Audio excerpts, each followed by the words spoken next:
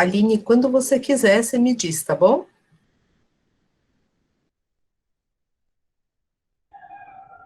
Boa noite, sejam bem-vindos e bem-vindas no mais um dia de encontro Mulheres, Acervos e Museus em Itu.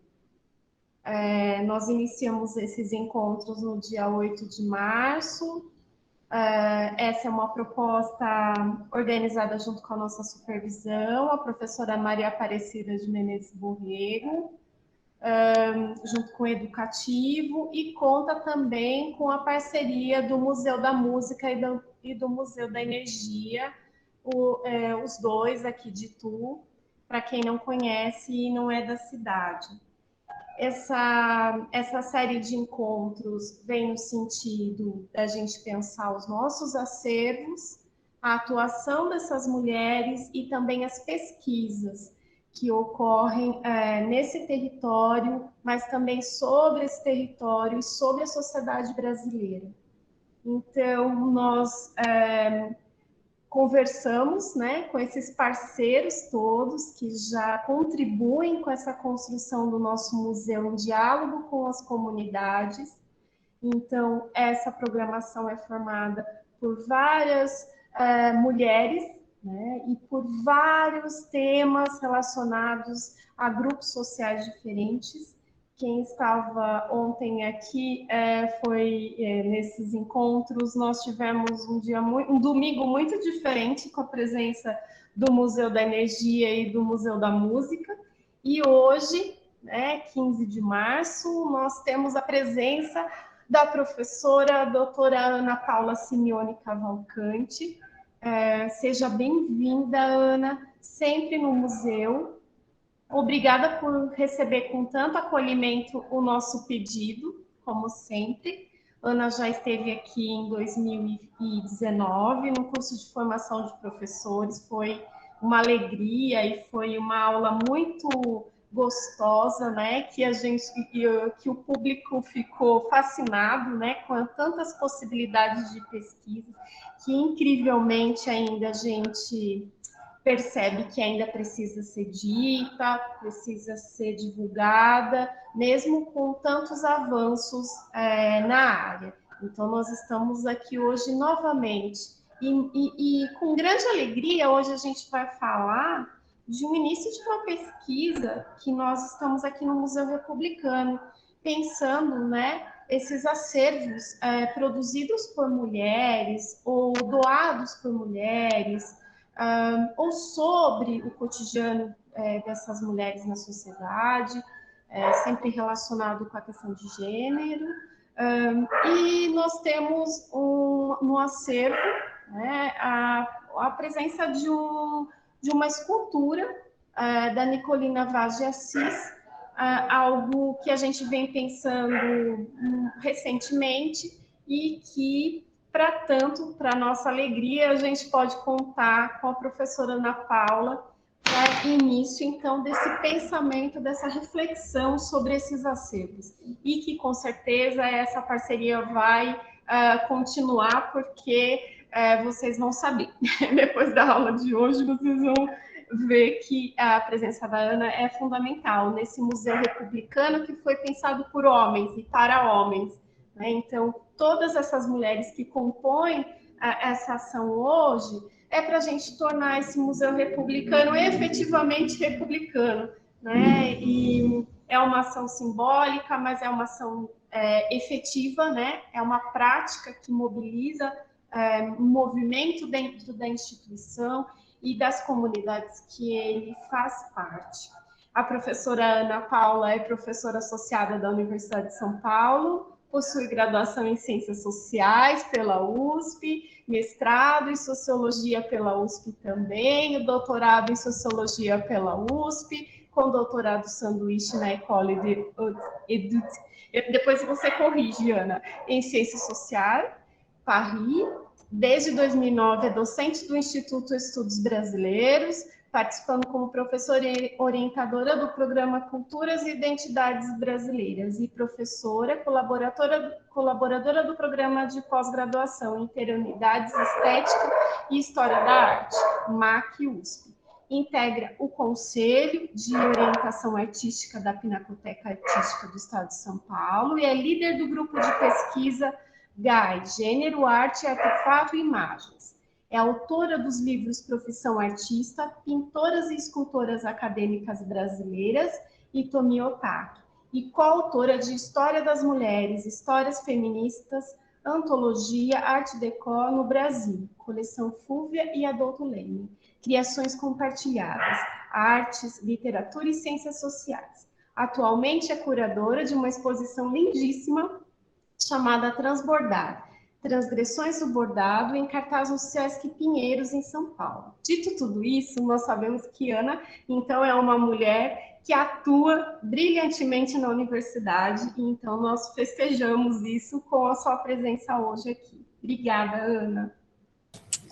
Muito obrigada, Aline, pelas palavras, pela apresentação, muito generosa, e antes disso também muito importante, acho que de fato o Museu Paulista e o Museu de Itu, de algum modo ainda mais, são museus realmente muito masculinizados, né, na sua história, na sua disposição, e então encontrar essas peças, essas obras das mulheres é como puxar um fio, né, que precisa ser narrado, melhor conhecido, porque, enfim, eu comentei com a Aline antes de passar para a apresentação, a Nicolina Vaz, apesar de ser uma escultora muito reconhecida no seu tempo, é impressionantemente pouco estudada e não é fácil não ter acesso aos dados dela, não é fácil, inclusive a obra do Museu Paulista.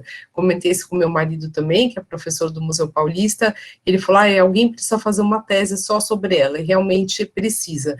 A gente ainda tem muitos trabalhos assim mais verticais por serem feitos, né? Estou vendo aqui a Tatiana também com o cachorrinho. Boa noite para todo mundo, obrigada pela presença. Gente, agora a gente vai para esse mundo virtual que é um pouco louco, né, porque assim, eu para subir o PowerPoint, eu perco a conexão com vocês, assim, visual, e daí eu começo a falar olhando para minha tela, que eu espero que vocês consigam ver a partir daí, e isso significa que se vocês quiserem fazer alguma questão, alguma colocação, é preciso falar, porque senão eu não vou conseguir saber, né? No Zoom, que é outro que eu uso, ainda eu consigo fazer as duas coisas, ter a visão de vocês, né, e ver o PowerPoint, mas no Google Meet eu não consigo. Então, vocês, por favor, qualquer coisa, vocês falem, assim, porque é por som mesmo que eu vou saber se está tudo funcionando bem ou não.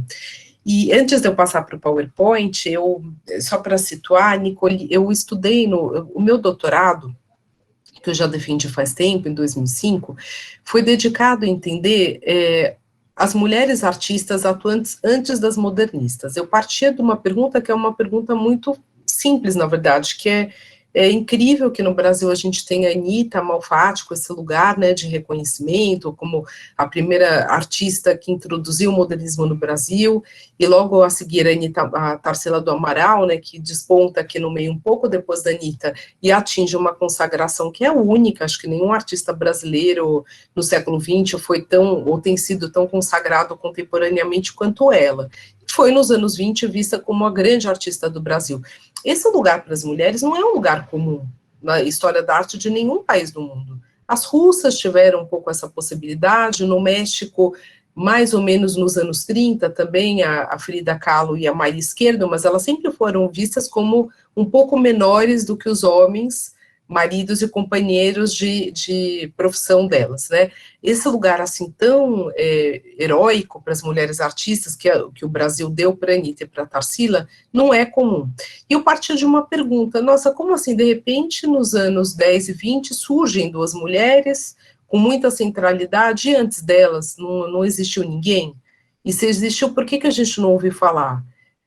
O que acontece? Existiram essas mulheres? E se elas existiram, o que elas faziam? E por que a gente não sabe muito sobre elas? Então, essa é a pergunta que foi dada nesse livro aqui, fazendo minha propaganda.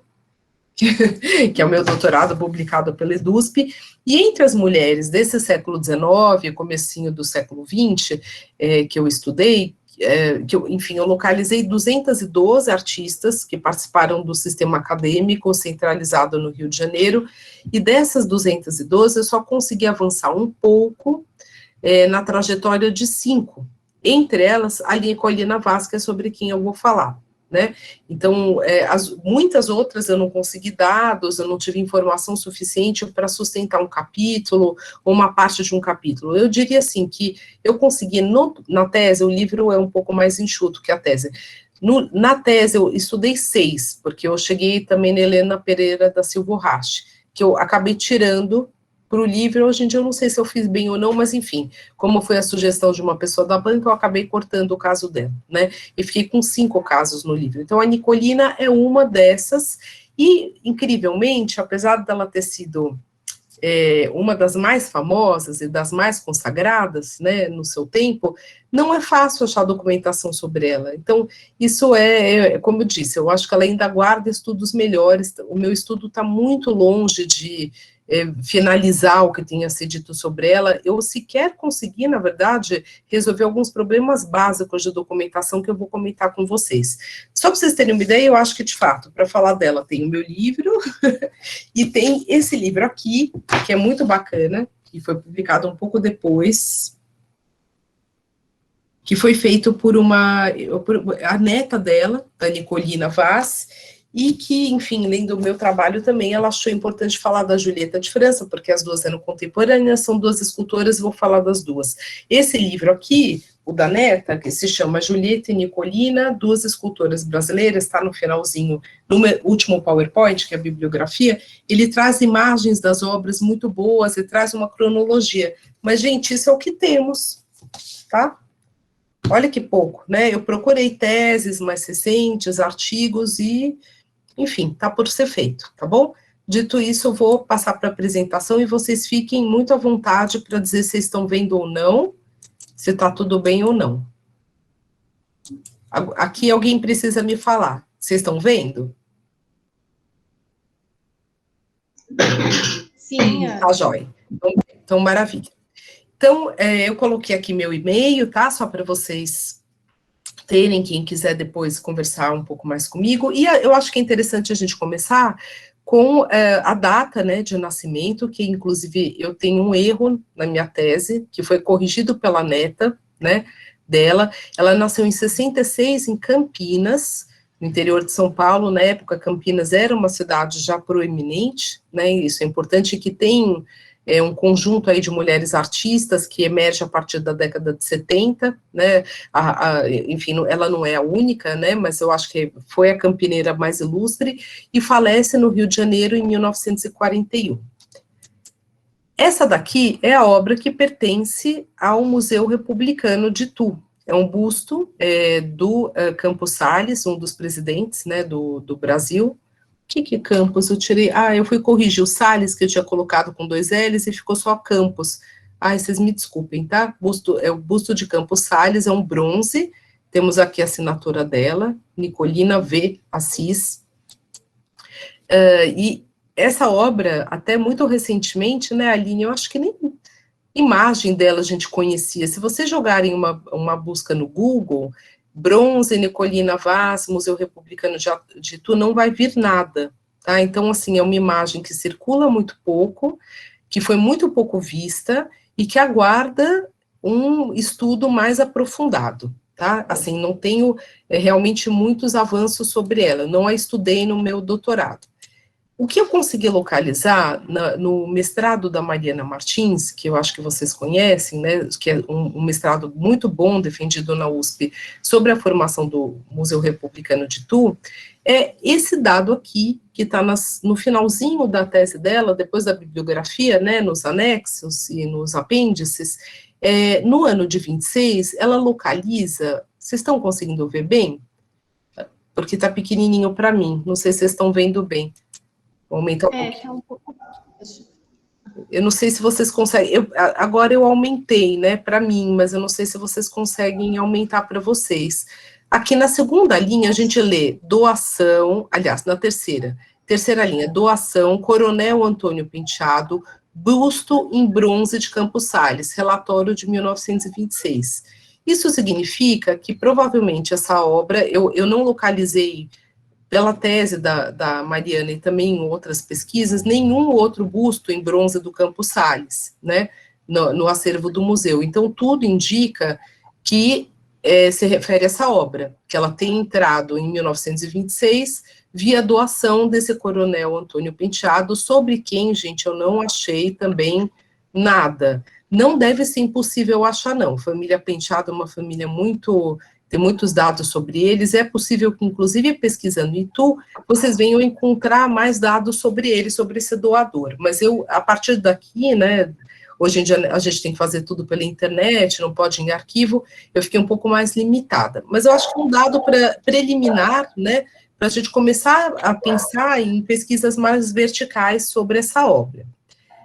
Essa obra, ela tem um evidente diálogo, isso é bem importante vocês saberem, e isso é um dado de consagração dessa artista, né? O Museu Republicano, o Museu da República, no Rio de Janeiro, possui 8 bustos de presidentes da República feitos pela Nicolina Vaz. Eles têm uma galeria de bustos em bronze, né? Todos eles em bronze, feitos pela Nicolina Vaz. Esse conjunto, gente, é um conjunto extraordinário. Vamos pensar quantas mulheres escultoras, em quantos países, nessa época, começo do século XX, teriam sido convidadas para esculpirem bustos, né, dos presidentes da República do seu país. Não é impressionante? É um dado realmente de consagração que, assim, a gente não vai achar isso na Itália, na Espanha, na França, na Alemanha. Então, é muito impressionante. Quando a gente chega no Museu da República, no Rio de Janeiro, vê essa sala com 8 bustos oficiais, feitos por uma mulher, escultora, encomendados, na época, pelo Ministério da Agricultura e Comércio. Aqui eu coloquei só 3, mas no final da apresentação tem os 8. Claramente, o busto do Museu Republicano de Itu está em diálogo, né? A gente vê aqui que tem uma semelhança na disposição do modelo, esse olhar oblíquo, né, para cima, algo sonhador, né, do Campos Sales, o corte do cabelo, enfim, o modelado do rosto é muito semelhante, mas não é a mesma versão. A gente percebe isso pela roupa, né, basta olhar para a parte de baixo, pelo próprio pedestal, e o próprio rosto, né, tem algumas marcas diferentes, assim, digamos que o Museu Republicano de Itu é mais acentuada, né, esse caráter oblíquo, né, da imagem. Não é exatamente a mesma fundição, não é exatamente a mesma obra. Não dá para dizer que a versão de Itu é uma versão das 8 possíveis do mesmo gesso, né, do mesmo molde, mas certamente ela está usando o mesmo padrão de representação. Provavelmente as obras foram feitas numa idade próxima, e até hoje, olha que coisa impressionante, nem no caso do Museu da República do Rio de Janeiro, a gente consegue datar precisamente de quando são essas obras, né? Então, hoje eu vou falar um pouco sobre isso, mas eu não tenho como datar precisamente. Mas eu acho que essa comparação aqui é estimulante, né, para vocês avançarem, né, Aline, no museu, ou outras pesquisas, uma iniciação científica, um mestrado, porque, inclusive, dá para estudar a materialidade dessas obras, né, e ver as diferenças entre elas de técnica, de fundição, de modelado. Eu acho que dá uma comparação muito interessante. Ô, Ana, as suas esculturas não estão passando, o slide travou. Agora não passou? Não. Ué, peraí. Vou subir de novo, tá? Tá. Fechar aqui. Que estranho, né? É muito esquisito isso. Prometo que o próximo eu vou fazer um curso do Zoom. E o pior é que agora eu não tô com... Eu fechei. Eu não tô exatamente... Vocês conseguiram ver a comparação das duas? Não. Não. Ai, pena, porque isso... Peraí, então eu vou abrir de novo aqui. Deixa eu ver se é essa daqui. Vocês desculpem, viu? Mas esse é um dos problemas do mundo online. Não é o outro, é justamente o que eu estava mostrando. Esse é um dos probleminhas do mundo online, a gente acha que a coisa está funcionando e não está funcionando. Fecharam as duas, não, está aqui. Deixa eu ver se vai agora.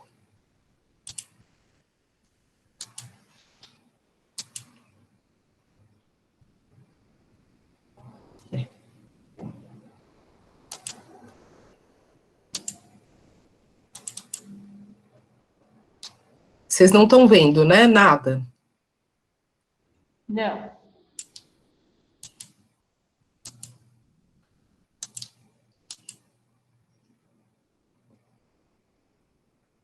Estão conseguindo ver agora? Sim. Agora vocês estão vendo a comparação? Sim, o professor Luiz Roberto falou que sim também. Ah, tá bom. Então, é disso que eu falava, que a gente consegue olhar e ver que não são exatamente não é exatamente a mesma versão. Vejam a roupa, que é diferente, o modelado do rosto, a própria inclinação da cabeça, talvez o gesso, né, ou o barro, às vezes ela esculpia em barro inicial, fosse o mesmo, em terracota. Muitas vezes ela optava pela matriz em terracota, e depois na fundição pode ter tido uma diferença por conta da própria fundição. Ou são duas matrizes, né, em terracota muito próximas. Mas como eu falava, assim, a gente vê que não é exatamente a mesma obra, então não dá nem para falar que é a mesma versão. Então, convido vocês, gente, eu não vou ficar aqui inventando dados que eu não tenho, eu convido, acho que seria um trabalho muito interessante, alguém se dispor a fazer uma análise mais aprofundada sobre a obra do Museu Republicano de Itu em relação ao da Museu da República no Rio de Janeiro, acho que realmente valeria, né? Dito isso, que era o começo, né, a obra que está no acervo, passo agora para realmente a minha tese, o meu trabalho, né, que partiu dessa pergunta, que é uma paráfrase do texto da Linda Nochlin, não sei se todo mundo conhece, mas é um texto muito importante, de 1971, feito por essa artista, essa autora norte-americana. Ela diz: por que não existiram grandes mulheres artistas? Né? Então, parafraseando, por que não existiram grandes mulheres artistas no Brasil antes das modernistas? Mas não é bem verdade que não existiram, elas existiram sim, só que a gente tem pouca memória hoje sobre elas, e a gente pode se indagar sobre essa memória. Está funcionando? Todo mundo vendo bem o PowerPoint? Posso continuar? Sim. Tá, jóia. Então, aqui a gente entra numa situação, como eu falei, foram 212 que eu localizei, né, analisando os arquivos da Escola Nacional de Belas Artes, né, o Museu Dom João VI, que é um museu no Rio de Janeiro que guarda essa memória da academia, e dentre essas 212 se destacaram duas escultoras que entraram no mesmo ano na Escola Nacional de Belas Artes, no ano de 1897, são essas duas que vocês veem aqui, a Julieta de França, sobre quem eu constantemente estou apresentando trabalhos, porque teve uma trajetória muito obscura, muito pouca gente conhece o trabalho dela, e felizmente, graças à família, e um interesse, né, hoje do sistema artístico, o sistema museal no Brasil, a gente tem conseguido dar visibilidade para sua produção. E contemporânea a ela, ambas absolutamente contemporâneas, entraram no mesmo ano na instituição, a gente tem a Nicolina Vaz, que em vida conseguiu muito mais sucesso do que a Julieta de França, né? Então, mas isso já é um dado interessante da gente pensar. Se no Brasil a gente tinha nessa geração, atuando no Rio de Janeiro, cerca de 8 escultores, 9, não passava de 10, gente, número de escultores em atuação mesmo.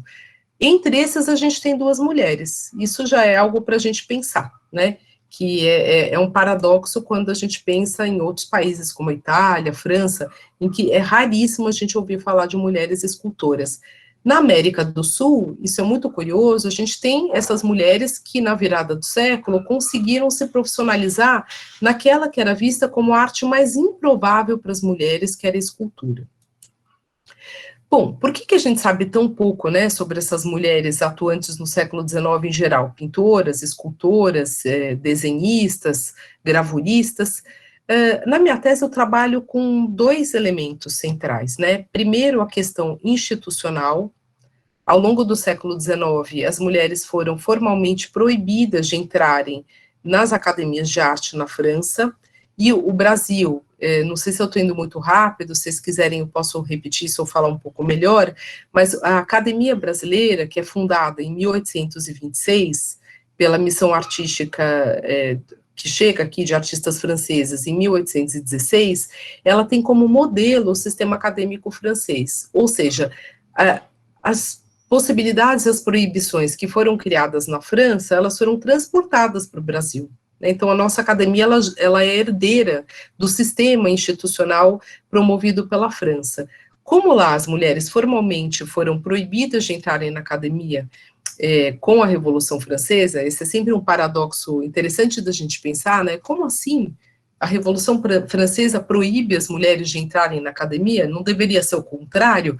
Como disse a Aline, a república não deveria ser republicana para todos, inclusive para as mulheres?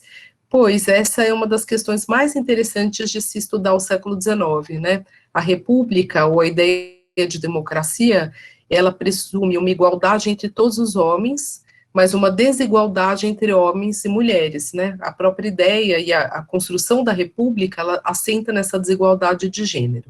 Mas no caso da arte, isso tem um motivo mais circunscrito a esse universo. Vocês estão vendo essa tela?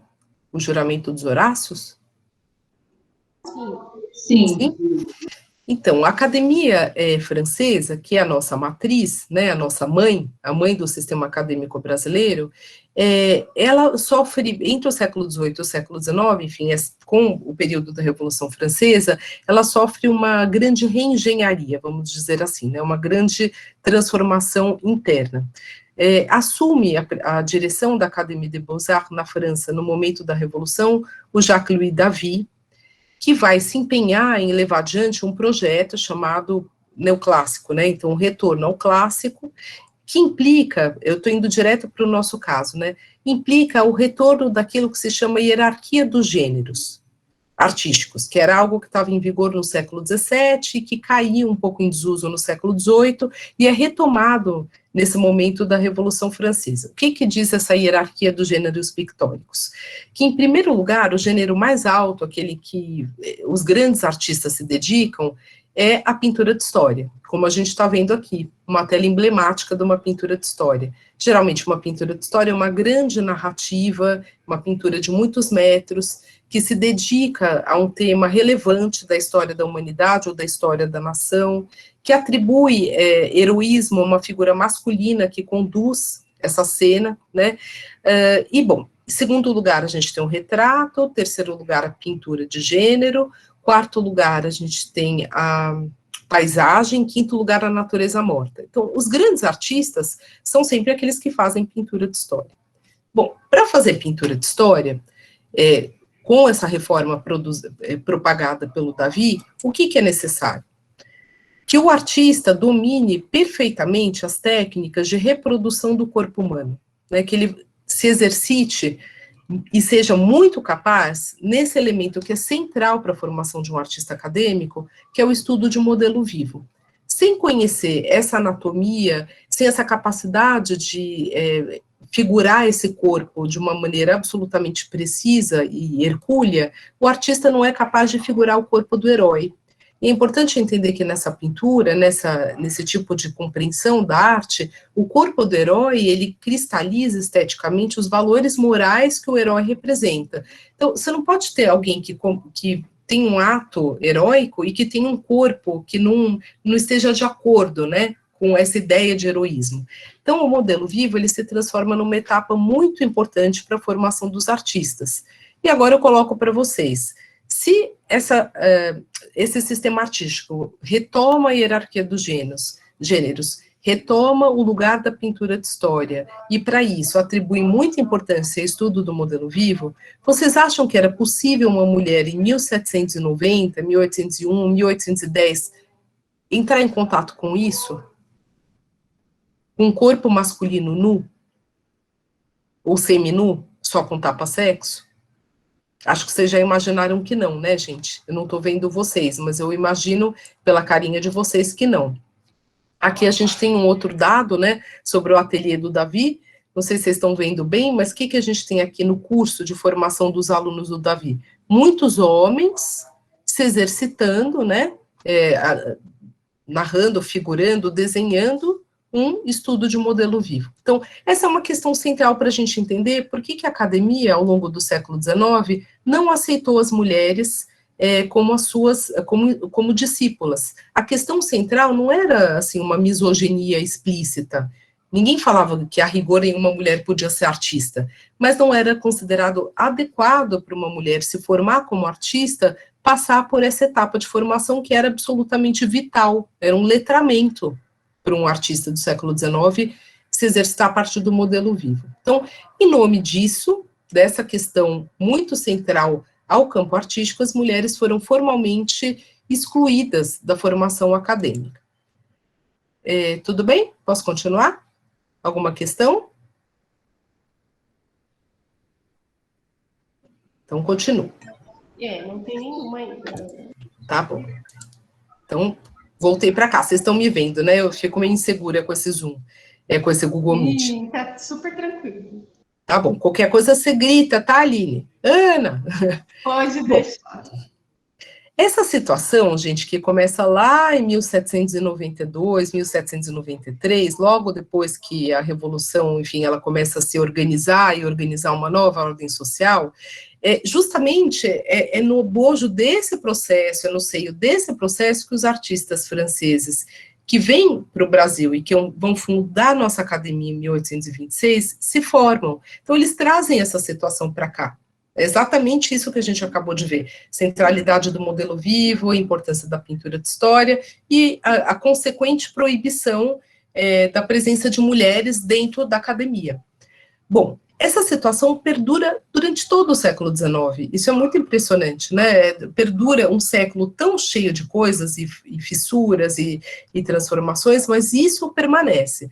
Para vocês terem uma ideia, na França, só em 1897, mais de 100 anos depois, as mulheres vão poder ingressar na academia. No Brasil, isso só acontece antes, esse é o nosso paradoxo, de novo, estou falando essa palavra paradoxo, o Brasil, que tem a França como modelo, em algumas coisas a gente faz antes, né, o voto feminino foi antes aqui, e a presença feminina na academia também ocorre antes no Brasil. Com a República, em 1889, se tem uma primeira transformação nas leis sobre educação do ensino superior. Em 1892, há um novo código, né, de educação do ensino superior que prevê a matrícula feminina em todos os cursos superiores, e a academia era um curso superior, desde que houvesse uma sala separada para as mulheres. Com isso, com essa lei, que no Brasil é de 1892, no ano seguinte, 1893, a gente já passa a ter mulheres matriculadas na instituição. Eu tenho essas atas todas, desde 1846, e de fato a gente não vê nenhuma matrícula feminina até 1893. Em 1893 a gente passa a ter. É nesse contexto que, em 1897, a gente tem pela primeira vez 2 mulheres que pleiteiam a matrícula já no curso de escultura. Mas só para vocês saberem, como que se dava a formação. Eram 5 anos para se formar artista. Durante os 3 primeiros, os alunos desenhavam. Praticamente era desenho o cerne da formação. O 3º ano era muito consagrado ao estudo do modelo vivo, e o 4º e o 5º, daí o artista se especializava, ou em pintura, ou em escultura, gravura em alguns momentos, e mesmo arquitetura, que inicialmente era junto, né, com a Escola de Belas Artes. Mas, já em 1897, ambas pleiteiam serem escultoras. Agora, a condição de ambas é muito diferente.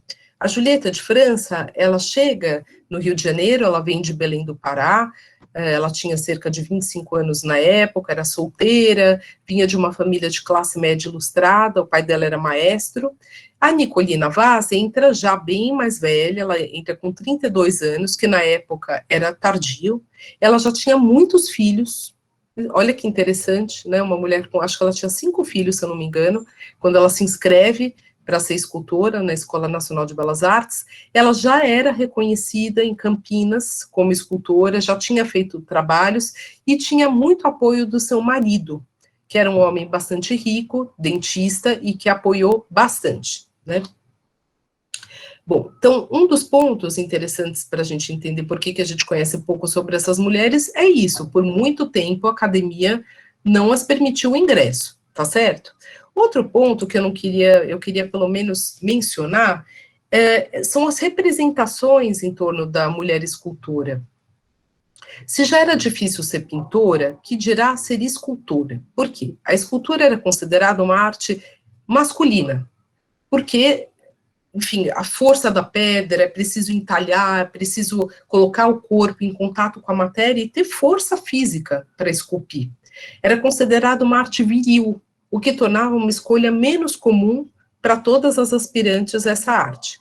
Além do que, isso não é pouca coisa, é uma arte cara. Vocês sabem quanto custa sei lá, um metro cúbico de Carrara? É um material caríssimo, e bronze. E você transformar o seu gesso em bronze, a sua terracota em bronze, ou pedra, enfim, é uma arte cara. Em geral, um escultor ele é dependente de encomendas públicas para sobreviver, o que era muito difícil uma mulher conseguir ter encomenda pública. Mais um ponto, no Brasil, além do que, era um país que mal saía da escravidão. E o trabalho manual, a ideia de algo que você toca, que você faz com as mãos, era extremamente mal visto, sobretudo para uma mulher e sobretudo para uma mulher de elite. Então, imagina que para ser escultora você tem que enfrentar, além da dificuldade da formação, as representações de que é uma arte para homens, o fato que é uma arte cara, e terceiro que num país que tem uma tradição escravocrata que desvaloriza o trabalho manual, certo?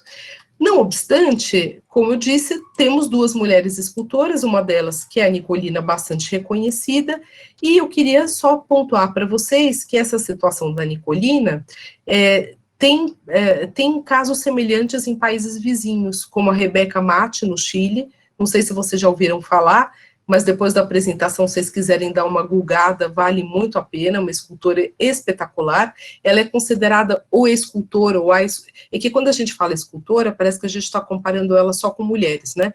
Então, por isso que se fala, é muito complicado isso na língua, o escultor. Mas a Rebeca Marte é o nome mais importante na escultura do Chile, nessa época, e Lola Mora é o nome mais importante da escultura na Argentina, não de mulher escultora, o nome mais importante da escultura. Então, vejam que coisa, isso não acontece, gente, em outros países, que os nomes mais importantes dessa arte tão masculinizada sejam mulheres, né? Então, esse é um paradoxo da América do Sul muito interessante de ser explorado.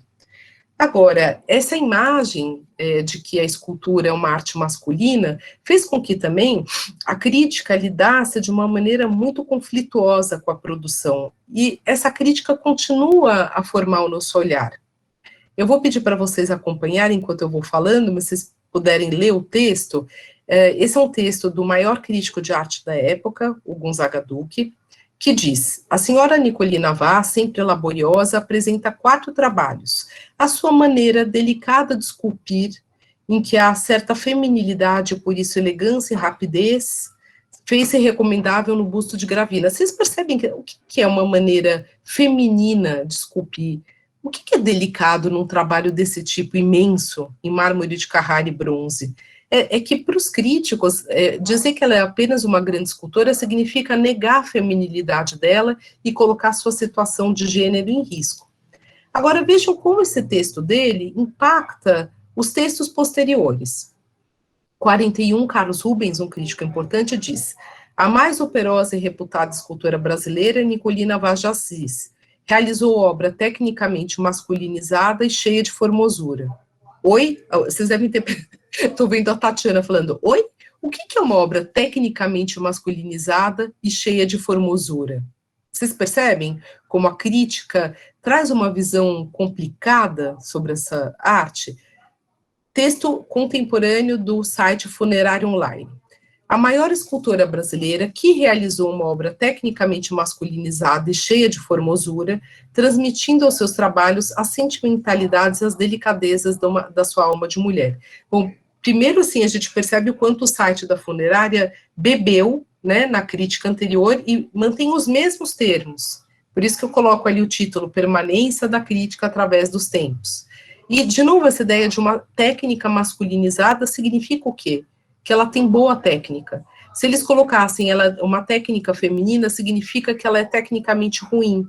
Então, vejam como os termos masculino e feminino, eles são usados não para indicar gênero, mas para indicar superioridade ou inferioridade, né? E muito recentemente, meu professor, José de Souza Martins, professor da Sociologia, escreveu no Estado de São Paulo: a delicadeza desse monumento certamente expressa o fato de que tenha sido esculpido por uma mulher, coisa que poucos sabem no Nicolina Vaz de Assis. Eu pergunto para vocês, por que toda mulher é sempre delicada? E por que para falar de uma arte tão monumental como é uma escultura pública, é preciso evocar a delicadeza? Mas isso eu deixo para a gente conversar depois. Agora eu vou entrar, gente, eu não tenho muito tempo, mas tenho algum tempo, mas na trajetória dela. Posso continuar? Tá tudo bem? Sim, Ana. Pode sim. Continuar. Você. Então, vou começar com essa imagem espetacular da Nicolina, que é um retrato dela, pintado pelo Eliseu Visconti, um dos artistas mais importantes dessa geração, que foi exposto em 1905, e que é uma honra muito grande. Raríssimas mulheres foram retratadas pelos seus colegas de geração dessa maneira, que tem uma certa displicência no corpo, esse olhar tão pensativo. É uma grande homenagem que esse, que era o maior pintor do Brasil na época, faz a ela, que é considerada, portanto, pelos próprios pares, uma grande artista. Entrando aqui na biografia.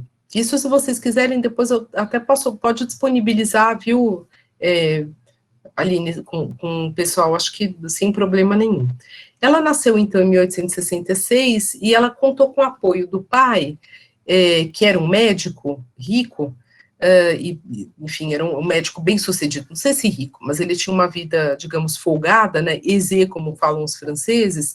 Ele incentivou ela, já menina, vejam lá, 12 anos, a esculpir em barro. Então, provavelmente, ela já demonstrava um interesse, e o pai apoiou.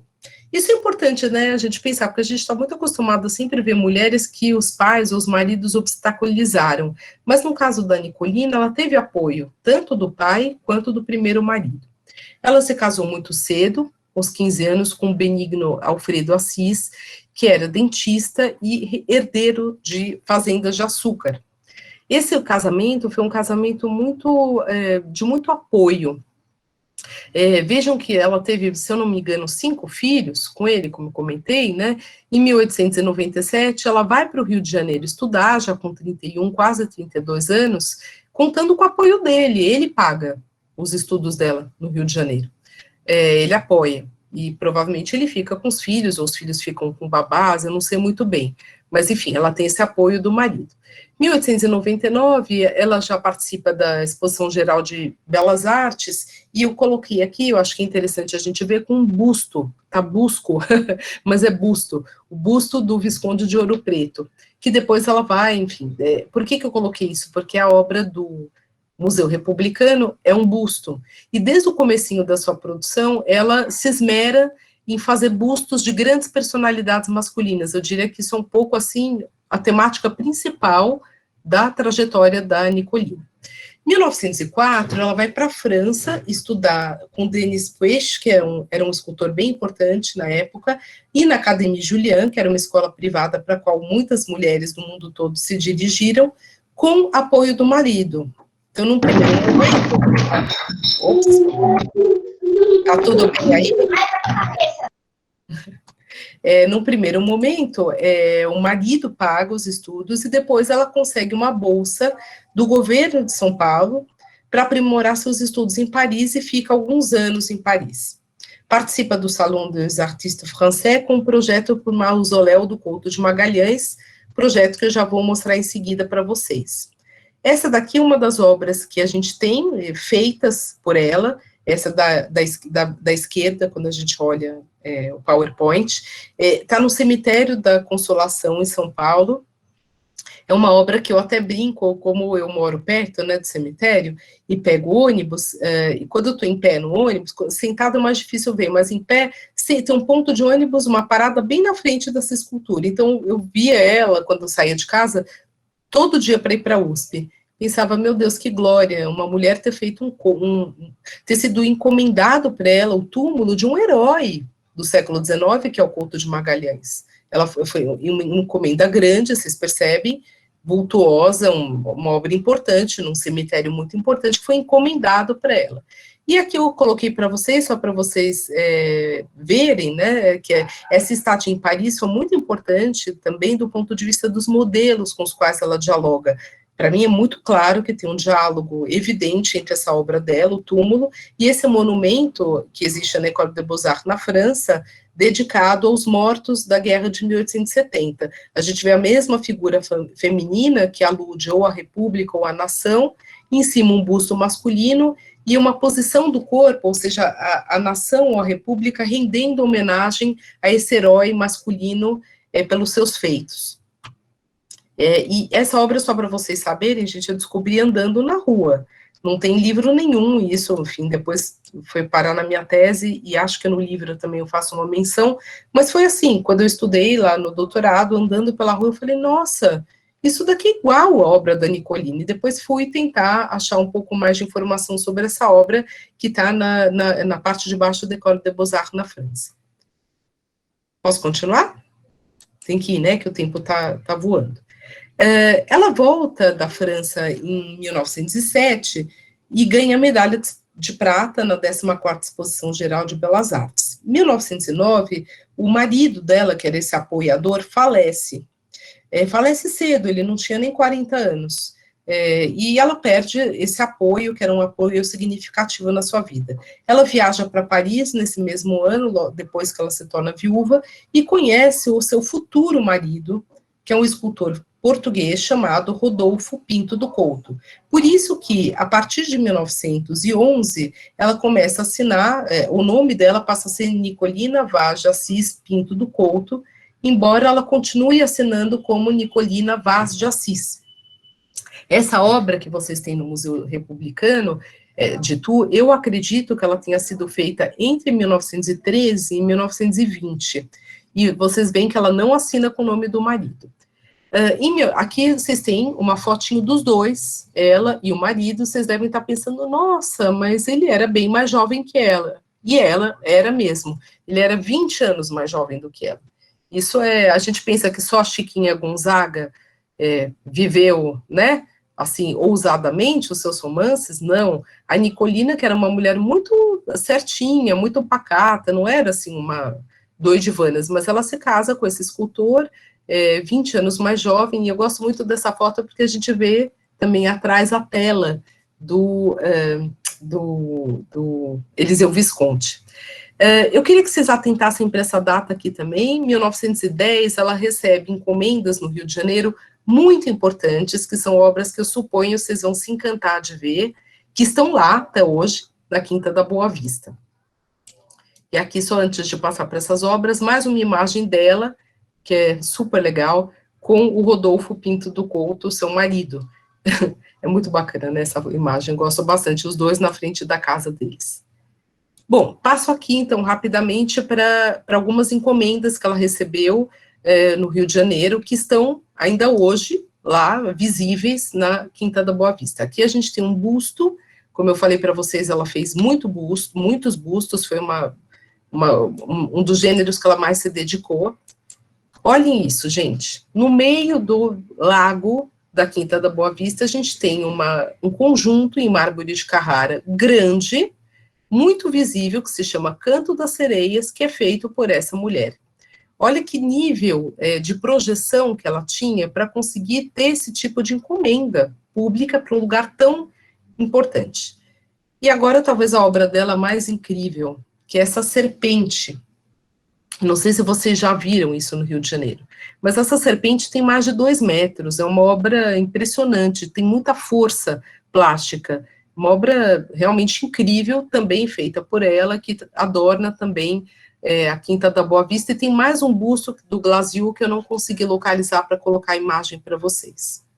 Então, vocês percebem que é uma mulher que conseguiu aquilo que é o sonho de todo escultor, que é ter obras em Carrara, em grandes espaços públicos de muita visibilidade. Ela conseguiu isso, que é prova do talento técnico dela e também das boas relações políticas que ela tinha. Por conta do horário, vou agora já, mas não falta muito. Em São Paulo, ela recebeu... vocês já viram essa obra? Quem já viu? Quem já passou por ela? Que ela existe ainda. Vocês já viram, gente, ou não? Essa obra, tá? Essa foto é bem de agora, tá? Porque vocês estão vendo que tem uma coisa de plástico, assim, na frente, de acrílico. Isso é bem de agora, essa foto não tem 5 anos. Essa obra é dela, da Nicolina Vaz de Assis, uma obra imensa, que está na Praça Júlio Mesquita, praça essa que fica praticamente ao lado da Praça da República. Se vocês olharem no fundo da imagem, vocês vão ver umas árvores. Ali é o comecinho da Praça da República. Vejam que, claro, hoje é um lugar complicado, tem muito assalto, muito mendigo, é um lugar que está, enfim, numa situação complicada no centro de São Paulo, mas na época que foi construída, era a joia da cidade. Então, talvez, na época, uma das maiores esculturas públicas, claro que não tem o tamanho das esculturas do Museu do Ipiranga, mas na cidade de São Paulo, no centro de São Paulo, tem poucos monumentos que se igualem a esse em termos de tamanho, de proporção, e essa encomenda feita pelo prefeito da época, o Raimundo Duprá, foi feita, direcionada a ela em 1913. Na época, a encomenda foi para que ela fizesse uma obra para ser localizada na frente da Catedral da Sé. Vejam só a projeção dessa mulher. É a única mulher que recebe esse nível de condecoração no Brasil, e de fato, muita visibilidade, muita importância. Mas, por algum motivo, quando ela entrega, em 1923, ela demorou 10 anos para fazer a obra, com esse projeto, com essa encomenda. Ela foi diversas vezes para a França e para a Itália, sobretudo na Itália, em que ela trabalhou bastante. Ela atrasa, ela deveria ter entregue isso em 1919, ela é multada, mas enfim, ela pede desculpas, e o governo acaba permitindo que ela entregue em 23, e em 23 essa obra, então, é alocada na Praça da República. Na Praça Júlio Mesquita.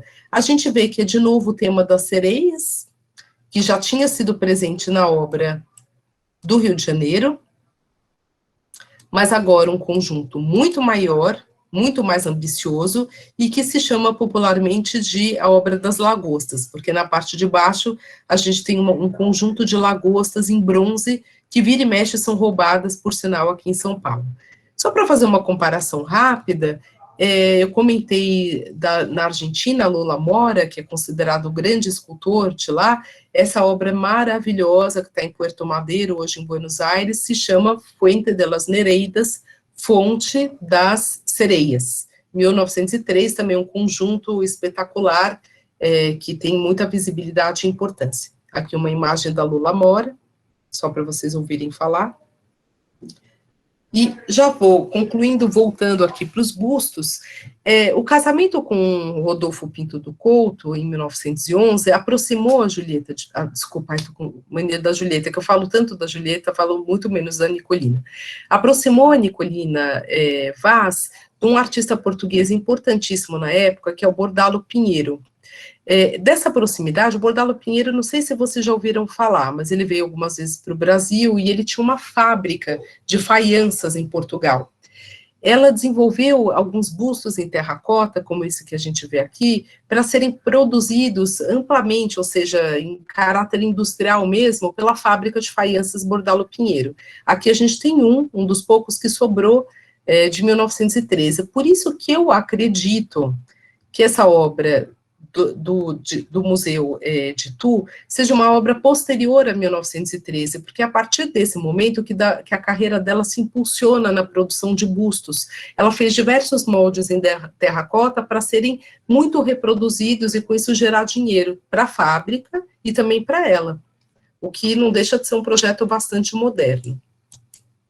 O busto ocupa, então, um lugar bastante importante para a artista, porque é um lugar que gera encomendas, que gera recursos, gera profissionalização.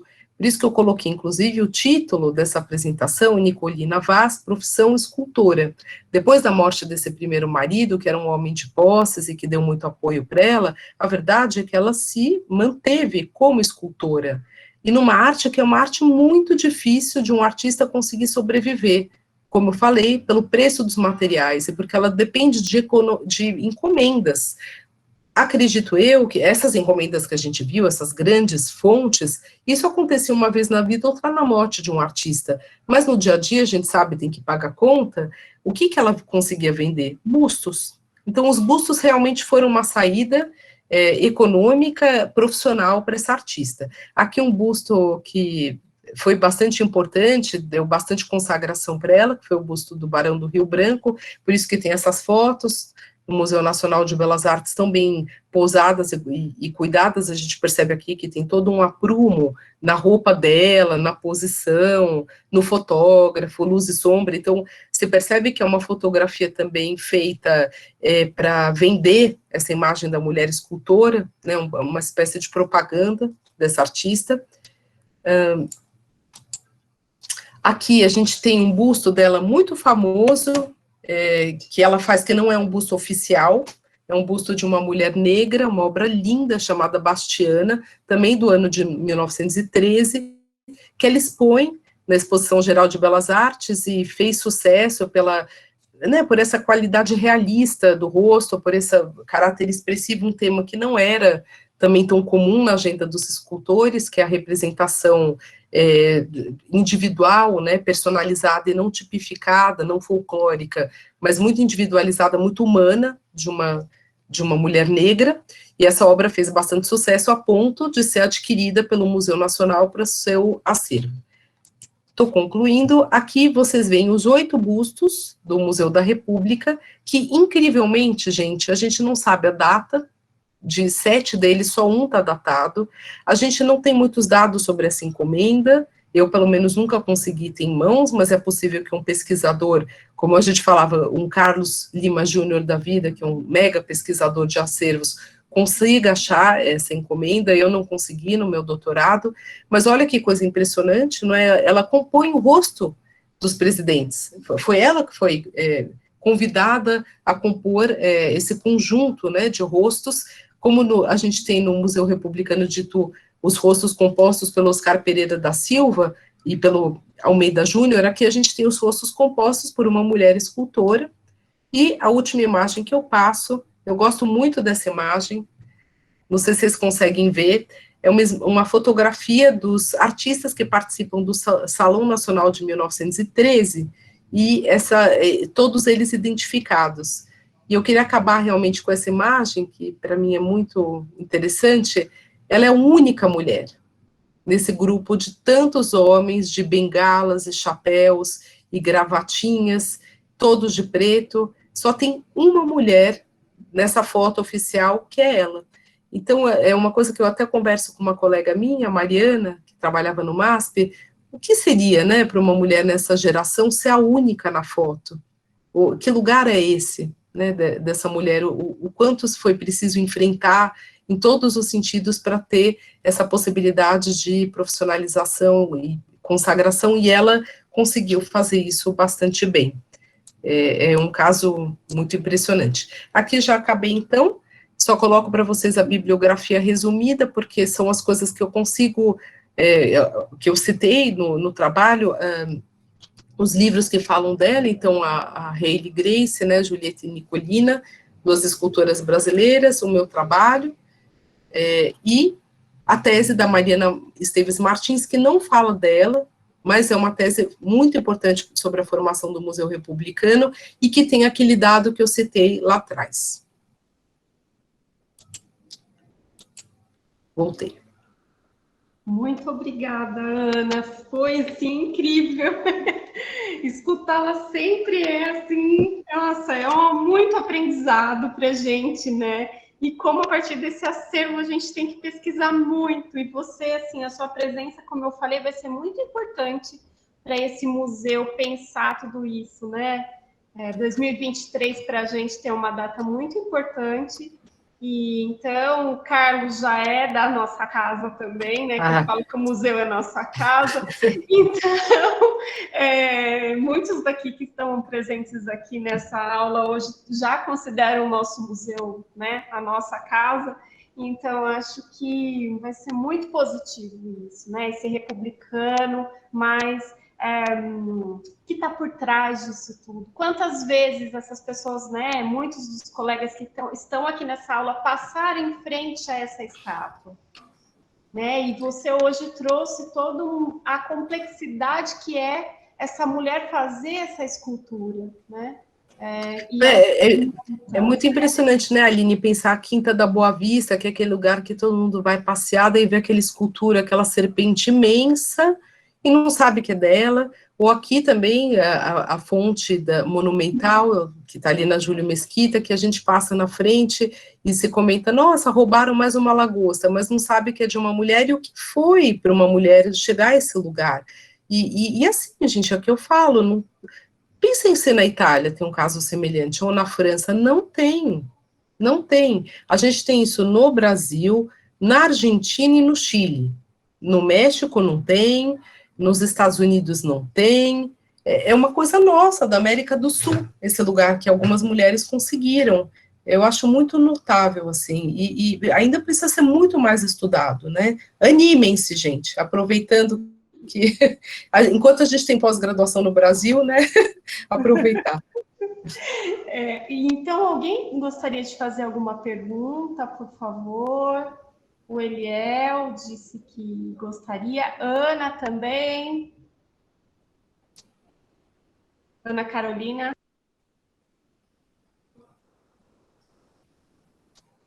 Pode falar, Ana. Boa noite a todos, a todas. Eu agradeço a oportunidade de estar aqui presenciando essa palestra. Traz muito insight, é maravilhosa. Gratidão, Ana Paula. E eu fui lá na exposição em São Paulo, né, no Sesc Pinheiro, Transbordar, né, transgressões do bordado na arte. Ai, que bom. Foi extremamente tocante, né, porque são esferas que algumas estão dentro da nossa vida e outras tão distantes e, ao mesmo tempo, né, como mulher, nos toca muito, né, e como humana também, né, humanidade. Enfim, eu sou bordadeira também, sou arquiteta e artista visual. E o que mais me fascinou agora, você falando sobre as questões da Nicolina, eu queria saber, através de você, né, qual característica estética é mais marcante nas obras dela? Quando você olha e você consegue identificar, é da Nicolina.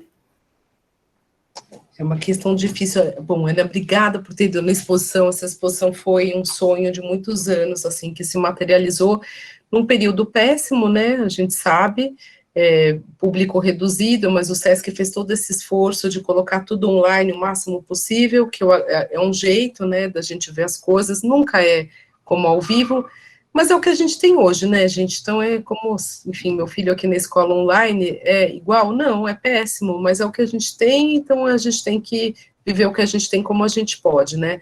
E acho que de qualquer modo é uma exposição que toda vez que eu vou lá eu gosto muito, eu fico muito feliz de ter aquilo naquele lugar. Então, muito obrigada. E daí, já aproveitando para convidar, na quarta-feira agora à noite, vai ter uma live com 2 artistas negras, que estão presentes na exposição, e que é mediada pela Jordana, que foi minha assistente, que trouxe essa questão da racialidade, das memórias afrodiaspóricas para a exposição. Isso foi uma contribuição muito dela. Então, esse eu vou assistir, falei, delícia, adoro assistir coisas, eu não vou precisar falar, mas convido vocês, tá, vai ser pelo YouTube. E, bom, sobre essa questão da característica, hoje, eu olhando a obra dela em relação da Julieta de França, para mim é muito claro qual é dela, qual é da Julieta de França. Porque a Julieta de França teve uma formação Art Nouveau muito forte, então ela tem realmente, tem um aspecto mais vaporoso na base, é um pouco mais fluida a linha dela.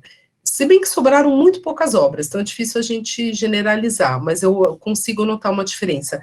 A Nicolina Vaz, ela é uma típica escultora acadêmica dessa geração. Então, a questão da parecença com o modelo, ou seja, que o modelado seja parecido com o modelo real, e de fato, ela era tão boa em parecença, né, nesse caráter fisionômico da produção, que por isso que ela foi contratada para os bustos da República. Ela tem essa qualidade que é o realismo, e uma figuração, uma parecência em relação ao modelo, e ao mesmo tempo, não sei se a gente viu ali nos 8 bustos, cada um deles tem um aspecto psicológico diferente. O do Campos Salles é o mais sonhador, essa coisa do lado, até eu sei muito pouco sobre ele, isso é um problema, né, que a gente compartimenta da história da arte, quando tinha que saber história, né, para entender por que ele está figurado desse jeito mais sonhador. Mas ele tem um caráter também de uma força subjetiva, que ela consegue aprender na escultura. Agora, se você me falar, ela é muito diferente do Correia Dias, que é contemporâneo a ela, não é muito, não. E também não é muito diferente do próprio marido, Rodolfo Pinto do Couto, o segundo, né, que é escultor, porque tem uma característica também nessa época, que é a formação acadêmica, que é uma formação mais rígida, do ponto de vista dos cânones, né, não se valoriza tanto quanto os modernos a individualidade, a invenção, mas dentro dos cânones acadêmicos, ela é uma artista muito boa, pelo realismo, pela capacidade de captar a fisionomia do modelo, e ao mesmo tempo dotar de uma força psicológica, então eu diria que é isso, mas eu classificaria ela sem dúvida nenhuma, e não é isso um preconceito, como uma escultora acadêmica. Eu não vejo acadêmico como um termo ruim. Para mim, o acadêmico é um sistema artístico, né? Então, só deixando isso claro, porque para algumas pessoas se fala que acadêmico é ruim. Não é o meu caso. Para mim, a academia é um sistema artístico com regras próprias e que ela responde muito bem.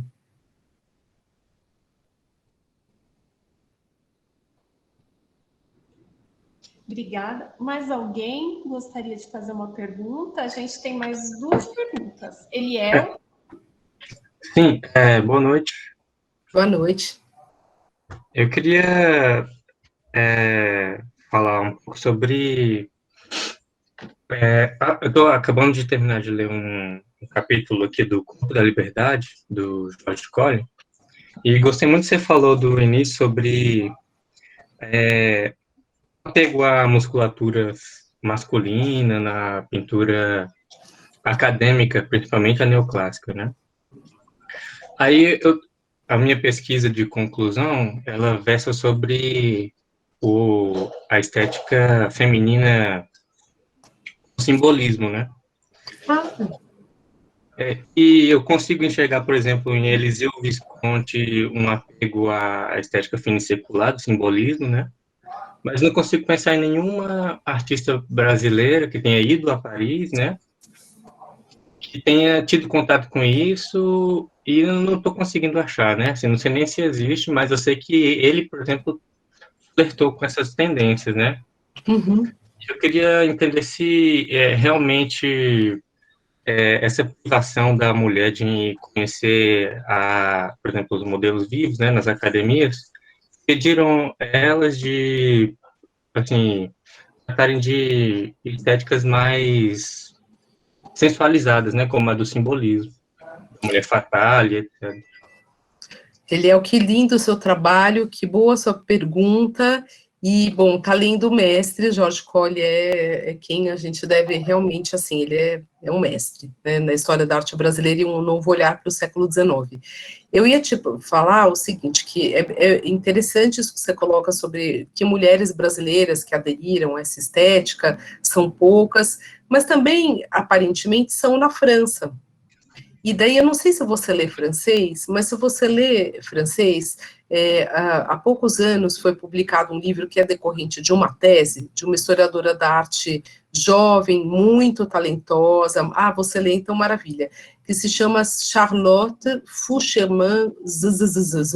Eu vou ter que procurar aqui, enquanto eu falo com vocês, ou você me escreve, Você pode escrever para o meu e-mail que eu te passo certinho o nome do livro dela e, se você quiser, te coloco em contato com ela, porque eu a conheci lá no arquivo e ela é um amor, linda, enfim, uma pessoa maravilhosa, tive a sorte de vê-la falando algumas vezes. Também na França, são muito pouco conhecidas as mulheres simbolistas, ela tem feito um trabalho, veja, ela defendeu a tese faz menos de 5 anos, de recuperação dessas mulheres no simbolismo. Pensa só se você conhece alguma francesa.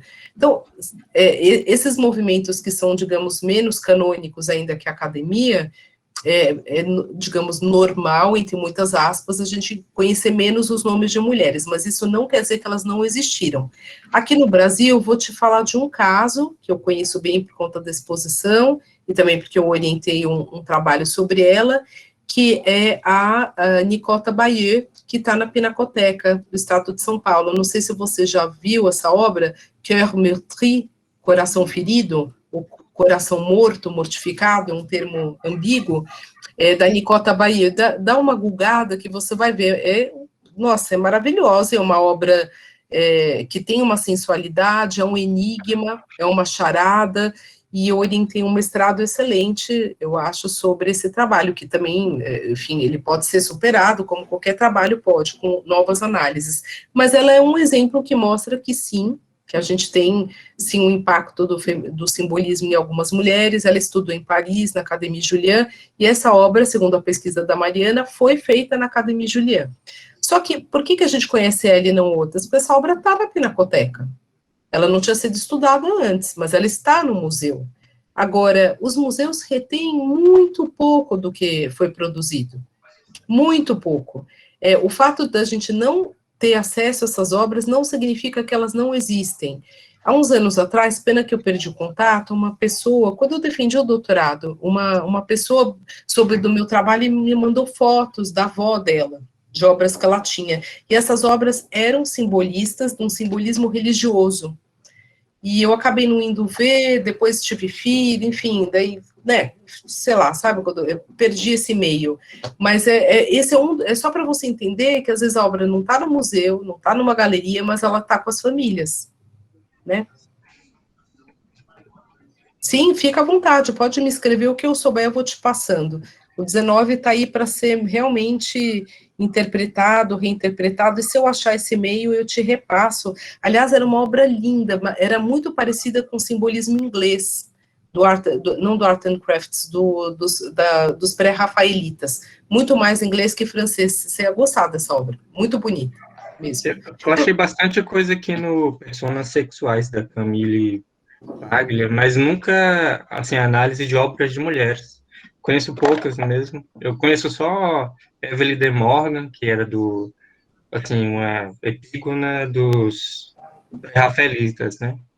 Então, tem um livro já antigo que se chama Pré-Raphaelite Woman, que traz essas mulheres, né, que participaram do movimento pré-rafaelita, que a gente conhece pouco, mas que existiram, e o livro da Charlotte sobre as francesas, esse que eu posso te passar por e-mail, que o nome dela é difícil mesmo, Foucherman Zimmermann, eu acho que é isso, Charlotte Foucher Zimmermann, é um nome que não é muito fácil. E o livro dela é incrível, é assim, maravilhoso, e eu acho que valeria a pena você dar uma olhadinha nesse mestrado que eu defendi, da Mariana, sobre a Nicota Bayeux, até porque ela mexeu nessa bibliografia a que ela acessou, né? Então, mas fica para você essa dica que não é porque a gente não conhece que elas não existem. À medida que a gente vai procurando... Gente, eu descobri ontem, pelo Instagram, que o Tiziano teve uma filha que ajudava ele nos trabalhos. Eu nunca soube disso, eu descobri ontem, entendeu? E agora as obras dela têm sido descobertas, porque se achava que ela só pintava as mãos e todo o resto ele pintava, e não é bem assim, ela fez quadros só dela, que estão conseguindo provar que são só dela. Então a gente está num momento interessante ainda de redescoberta de mulheres, né? Ana, muito obrigado. Eu só queria te mostrar Imagina. uma coisa, vou abrir. Obrigada. Agora nós temos a última pergunta. Quem gostaria de fazer algum comentário, uma pergunta, antes da gente finalizar?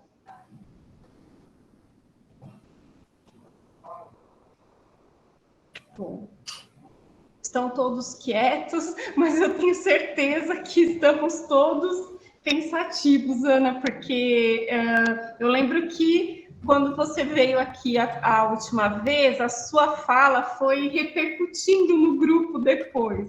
Então, eu acho que hoje, né, a gente até avançou 20 minutos do seu tempo. Não, sem problemas, um prazer, Aline.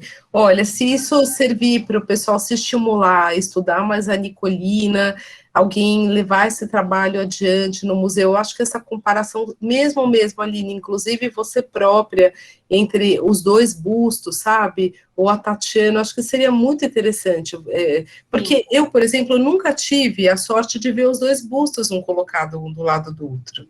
Isso seria incrível, né? Não só para datar, saber mais as condições de produção da obra, mas ver na materialidade mesmo o traço, seria muito legal, realmente. E você isso. sabe como foi, né, Ana, essa coisa da gente encontrar o busto. Não lembro se a professora Maria Aparecida contou para você. Foi um dia que nós resolvemos, né, quem não sabe, eu vou repetir aqui, não sei se estava em outros encontros, eu sou educadora do museu, né? E aí nós resolvemos passear no museu encontrando as mulheres que não são vistas, porque essa era a nossa proposta para março do ano passado, antes da loucura da pandemia. Então, nós pegamos e falamos, vamos fazer um passeio, porque nos detalhes dos quadros, a gente já tem narrativas, Cidinha, que são invisibilizadas. Né? Então, assim, a gente precisa trazer todas essas mulheres para dentro do museu, como a gente vem fazendo, né?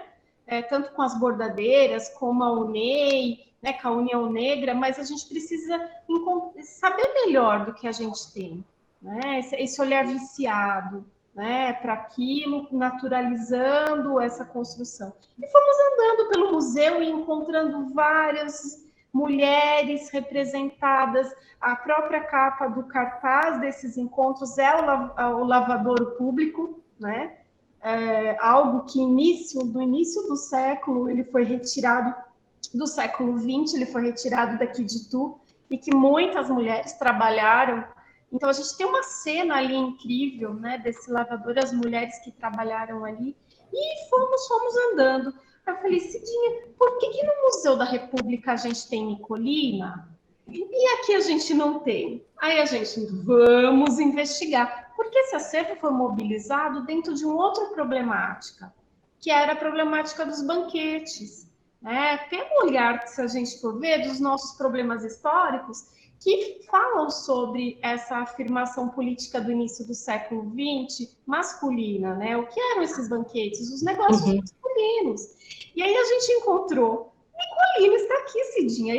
Sabe quando acho que Nicolina passou por ali e falou, olha, eu estou aqui, vocês não estão me esquecendo. Eu falei, Nicolina está aqui, Cidinha. A gente não acredita, Ana Paula, a Simeone precisa saber disso. Você aí, vê... É isso, a gente vai descobrindo as coisas agora, tá? Isso, o bom do Brasil é que a gente tem muita coisa para fazer. A gente tem muita coisa para trabalhar, para descobrir, para pesquisar, muito. Eu fico pensando assim, que delícia a Itália, né? Que tem aquele patrimônio, aquela história da arte consolidada. Por outro lado, para uma pessoa que quer ser historiador lá, que difícil, né? Tá tudo já dito. No nosso caso, não, tá tudo por fazer. Sobre as mulheres, então, tudo por fazer. Tudo. E eu acho que os nossos museus, né, nesse sentido, os tradicionais, como o Museu Republicano, ele, por trás dele, eu acho que a gente não pode ter um olhar preconceituoso, porque existe toda essa produção, né, feminina ali por trás, e que traz outros significados para esses acervos, né, Ana? Uhum. E que, a partir dela, a gente foi... a gente tinha um indício aqui, outro aqui, nós fomos caminhando, e acho que até 23, com uma reinauguração, acho que essas mulheres estarão mais presentes. E daí, não sei se vocês viram também os museus do Rio, o Museu do Ingá, agora o Douglas Fazolato acabou de abrir uma exposição bem grande sobre as mulheres do acervo. Eles também não sabiam a quantidade de obras de mulheres que eles tinham, foi uma descoberta. E tem, claro que tem coisas melhores, coisas piores, mas assim, é um conjunto grande, grande mesmo, e que pela primeira vez está reunido e visível. A partir daí, dá para pesquisar mais sobre mulheres que a gente quase não sabe quase nada, tanto pintoras quanto escultoras, quanto gravuristas, eles têm muitas, e artistas populares, mulheres, tem muitas também. Então, é muito legal, né, saber que isso está aí para ser feito e que as pessoas estão com vontade de fazer, é juntar e fazer, eu acho. Exato. E muito obrigada sempre Imagina. por você acolher esses nossos questionamentos. E a gente, na hora que nós vimos, a gente já pensou em Ana Paula, né? Lá antes da pandemia, e hoje você está aqui dentro das nossas condições. Mas olha o encontro maravilhoso, né? Tanta gente que não conhece o museu, mas gente que conhece, como eu falei, tem muita gente aqui que está nessa reunião que já é a casa deles, né? Esse museu. Então, acho que é bom a gente saber que a universidade consegue atuar mesmo nesse contexto difícil. Então, eu agradeço demais, Ana. Eu falo que a gente aqui em casa nunca trabalhou tanto, então quando eu falo que a gente está parado, eu tenho vontade de enforcar quem fala isso. Exato, não estamos parados. Eu acho que o nosso corpo está parado, porque está mais em casa, mais sentado, né? Vamos sair sair desse negócio, assim, sei lá, uma circunferência, mas assim, trabalhando muito, né? E com prazer, é muito bom estar com vocês. Obrigada. Muito obrigada mesmo. Obrigada a todos vocês e estejam no próximo encontro, que o próximo encontro também está super legal. E